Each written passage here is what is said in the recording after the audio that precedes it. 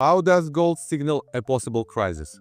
Gold is not just a metal, it is a barometer of the global economy. When it's actively rising in value, it can signal impending problems. Let's break it down.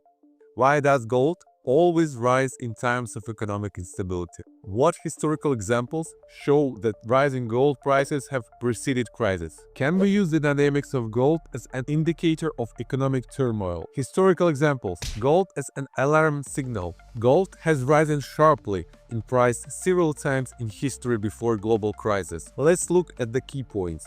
70s. The collapse of the Bretton Woods system. In 1971, the US canceled the dollar peg to gold, causing paper money to lose value. Inflation skyrocketed and gold soared from $35 to $850 an ounce by 1980. At the same time, the US was facing stagflation, rising prices with a slowing economy. 2008-2011 global financial crisis. In 2008, the market crashed and investors started looking for a safe haven. Gold went from $800 to $1,900 an ounce in 3 years. Its rise was a harbinger of the global financial crisis. 2020-2022 COVID-19 pandemic and liquidity crisis. In March 2020, markets collapsed, but gold quickly recovered and rose to 200. This signaled that the global economy had entered a zone of high uncertainty. If gold starts to rise on its own without being tied to other assets, it's a worrying sign. Investors are running for crisis protection. 2025, a new round of global growth. What does it mean? Now let's look at what's happening right now. In the first weeks of 2025, gold hit a new record and rose to $2,950 an ounce. What could explain this rise?